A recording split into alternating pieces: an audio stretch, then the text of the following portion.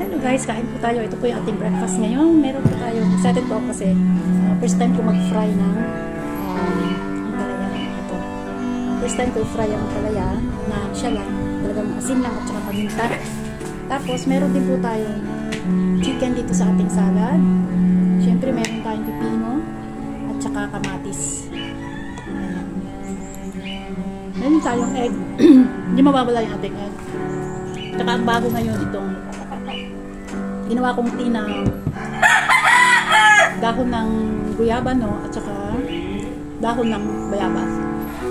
Kasi nakakapagpababa daw po ito. Kaya itatry ko siya ngayon kung talagang totoo. Mag-start ako ngayon. Ano ba tayo ngayon? Thursday. Itatry ko po siya ng 1 week tapos mag-check ako na aking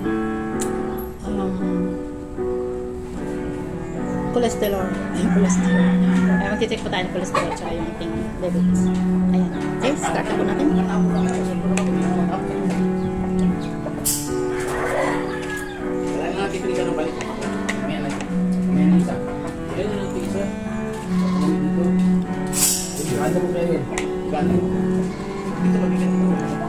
First time ko kumain ng ampalaya na pinrito.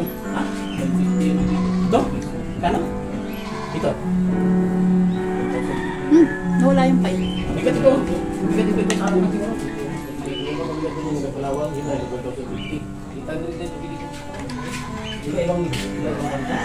Kumeta talaga ako. Malabas na akin.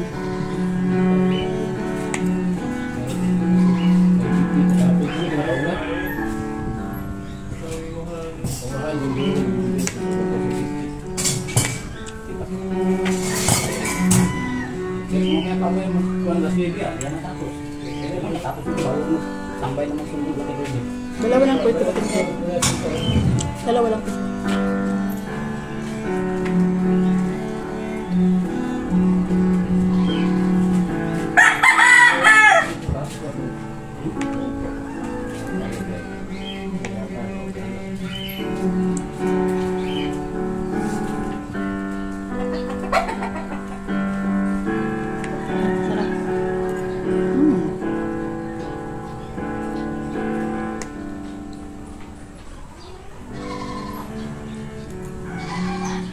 Check po ninyo yung mga nabibili nyo avocado kasi pag may butas, meron po talagang gagalaw sa ilalim. Pagka may butas, kaya pipiliin po ninyo yung avocado yung bibili nyo.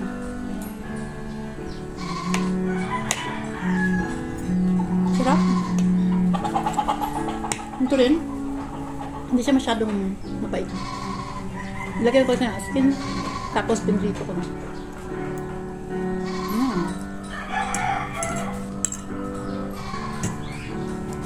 Ito naman, may tirang chicken kagabi. Ito.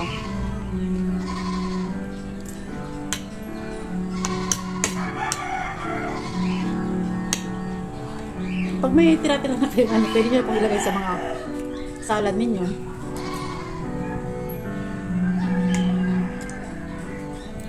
Apple salad.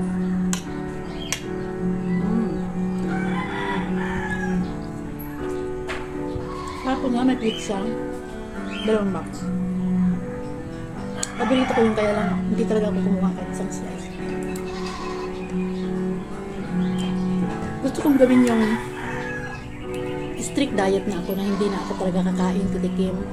Kasi minsan pagka may pagkain sa loob, nabibili na mga may mga tamis, may mga bread na masasarap, gano'n. Minsan na ako na kumuha. Gusto ko na mag-strict lang ako, strict diet ng low carb.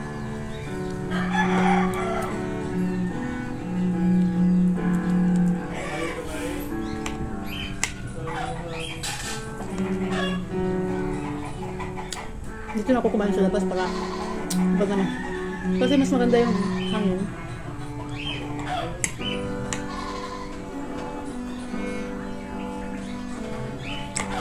Minsan ito kamatis, binabalatan ko. Naalis ko rin mo ito. Kasi, nugasan ko pa ito ng yung, minsan pagka naano ko na medyo para siyang madulas, hindi maalis-alis ang dulas ng kamatis, inaano ko, napibili mo sa palengke, inaano ko. Lalagyan ko ng sabon.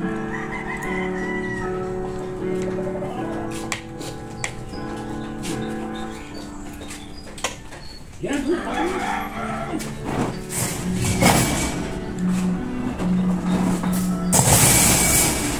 Gising pa sa Marcel niya? Gising pa siya? Oh, hindi.